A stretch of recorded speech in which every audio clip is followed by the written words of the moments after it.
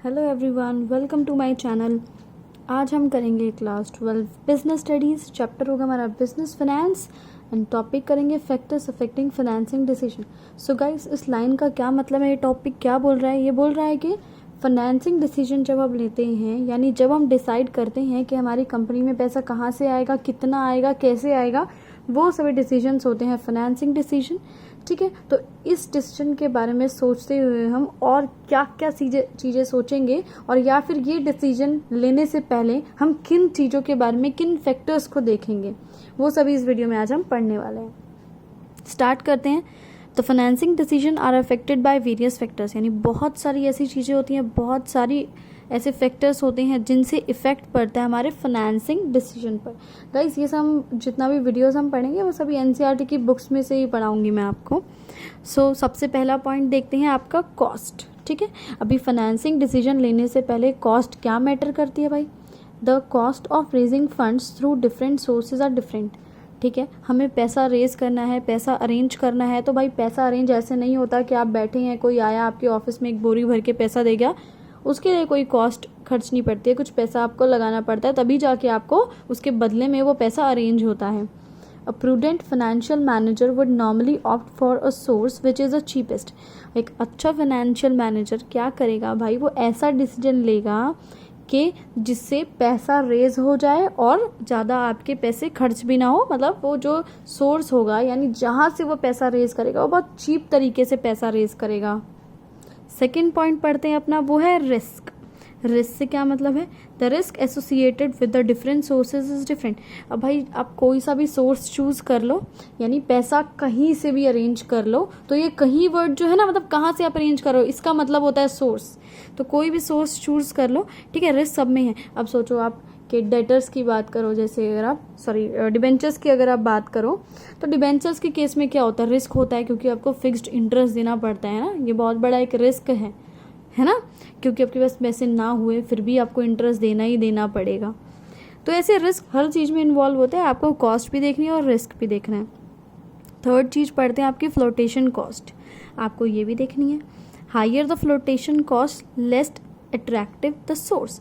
अभी जैसे क्या होता है, हम शेयर्स वगैरह इशू करते हैं तो उसमें थोड़ी बहुत कॉस्ट अपनी लगती है ना, अंडरराइटर्स फीस वगैरह, प्रोस्पेक्टस को इशू करने के लिए काफ़ी सारी फीस लगती है, तो वो होती है आपके छोटे मोटे जो ये खर्चे होते हैं, वो होती है फ्लोटेशन कॉस्ट। तो आपको ऐसा सोर्स चूज़ करना है, यानी ऐसी जगह से पैसा रेज करना है जहाँ पे रिस्क भी कम हो और फ्लोटेशन कॉस्ट भी बहुत कम लगे।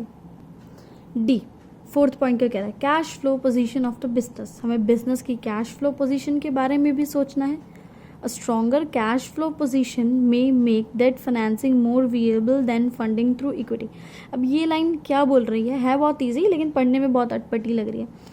इस लाइन का मीनिंग है कि आपकी जो कैश फ्लो पोजीशन है, यानी आपके साथ कैश इनफ्लो भी होता है, कैश आउटफ्लो भी होता है, कैश अंदर आता है बिजनेस की और बाहर भी जाता है ना, तो वो होती है कैश फ्लो पोजीशन। तो अपने पास जो है एनफ कैश इनफ्लो होना चाहिए कि भाई कैश आता रहे, ये नहीं कि जा रहे आप पेमेंट्स ज़्यादा कर रहे हैं और रिसीट्स कम कर रहे हैं, पैसा आ बिजनेस में कम रहे। तो ऐसा होना चाहिए कि बिजनेस में पैसा आना चाहिए। अगर ऐसा है, पैसा सच में बिजनेस में आ रहा है, आपके पास काफ़ी कैश अवेलेबल रहता है हर वक्त, तो आप डेट के थ्रू पैसा रेज कर सकते हैं, क्योंकि डेट में आपको इंटरेस्ट देना पड़ता है, तो कैश होगा तभी तो इंटरेस्ट दोगे।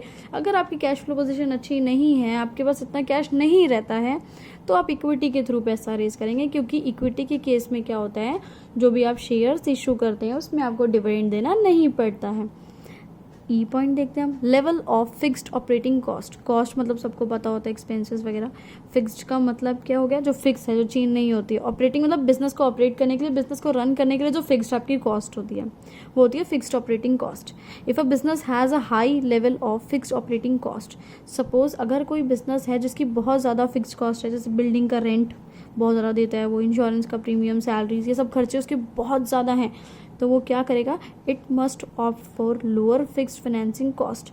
तो उसको ऐसा ऑप्शन चूज़ करना है, ऐसा जो है उसको जगह से पैसा रेज करना है जिससे उसको जो है फाइनेंसिंग, फिक्स्ड फाइनेंसिंग कॉस्ट ना हो। किस केस में ये होता है? डेट के केस में। जैसे कि डेट के थ्रू आपने पैसा रेज किया तो आपको फिक्स इंटरेस्ट देना ही देना पड़ेगा, बट आपके तो पहले ही फिक्स ऑपरेटिंग कॉस्ट इतना ज़्यादा है, आपके तो वैसे ही इतने खर्चे ज़्यादा हैं, और डेट के थ्रू आप पैसा रेज कर लोगे, है ना, तो कितनी दिक्कत हो जाएगी, आप कहाँ से ब्याज दोगे इतना। Lower debt financing is better, तो आप क्या करोगे, डेट के थ्रू पैसा रेज ना करो क्योंकि आपके पास पहले ही इतना खर्चा है। Similarly if fixed operating cost is less, अगर आपके इतना ज़्यादा खर्चे नहीं है, बिल्डिंग आपकी खुद है, सैलरीज में ज़्यादा इंप्लॉयज़ नहीं है, इंश्योरेंस वगैरह आप इतना नहीं ले रखा है आपने, कम है बहुत खर्चे, तो आप डेट के थ्रू रेज कर लो क्योंकि आप जो है आसानी से वो जो है आप उस पर इंटरेस्ट दे सकते हो, मैनेज कर सकते हो। नेक्स्ट थिंग है आपकी कंट्रोल कंसिडरेशंस। ये लाइन क्या बोल रही है, issue of more equity may lead to dilution of management's control over the business.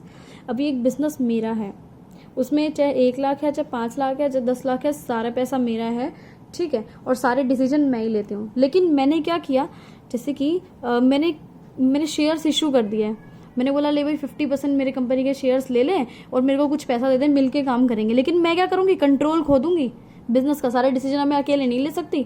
सामने वाला बंदा बोलेगा अरे भाई 50% शेयर्स मेरे हैं, देख कंट्रोल मेरे भी हाथ में, अकेले कोई डिसीजन नहीं ले लेगी, है ना। सो अगर आप चाहते हैं कि आपका कंट्रोल आपके हाथ में रहे तो आप क्या करेंगे, डेट फाइनेंसिंग, डेट के थ्रू यूज़ करेंगे, अपना जो है पैसा रेज करेंगे क्योंकि उसमें ऐसी कोई इम्प्लीकेशंस नहीं होती है।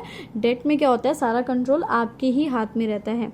लेकिन अगर जो है आपको डर है, companies afraid of takeover bid में consequently prefer debt to equity, अगर आपको डर है कि आपका कंट्रोल खो देंगे, आप किसी और के पास चला जाएगा, तो आप जो है डेट के थ्रू पैसा रेज करो, आप इक्विटी के थ्रू पैसा रेज ना करो, है ना।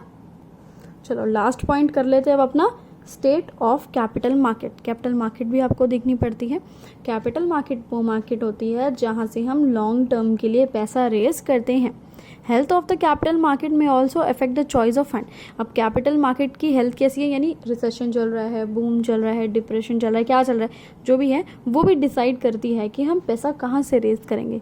Suppose during the period when stock market is rising, suppose बहुत ज़्यादा बूम चल रहा है, स्टॉक मार्केट बहुत ज़्यादा ऊपर तक पहुंची हुई है, तो बहुत सारे ऐसे लोग होते हैं जो पैसा इन्वेस्ट करने के लिए एकदम रेडी रहते हैं। तो आप इक्विटी में पैसा इन्वेस्ट करो, यानी शेयर्स इशू कर दो। आप इक्विटी से मतलब बेसिकली है क्या इधर कि शेयर्स इशू कर देना, और डेट के थ्रू है जैसे डिबेंचर्स इशू कर देना, लोन ले लेना। However depressed capital market में make issue of equity shares difficult for any company. यानी अगर कैपिटल मार्केट बहुत डिप्रेस्ड है, रिसेशन चल रहा है, स्टॉक शेयर्स के प्राइसेस बहुत ज़्यादा डाउन चल रहे हैं, तो आप इक्विटी के थ्रू पैसा रेज मत करो, ठीक है, आप डेट के थ्रू पैसा रेज करो। बस यही छोटी सी बात इस लाइन में लिखी हुई है। Thanks for watching this video, please like share and subscribe.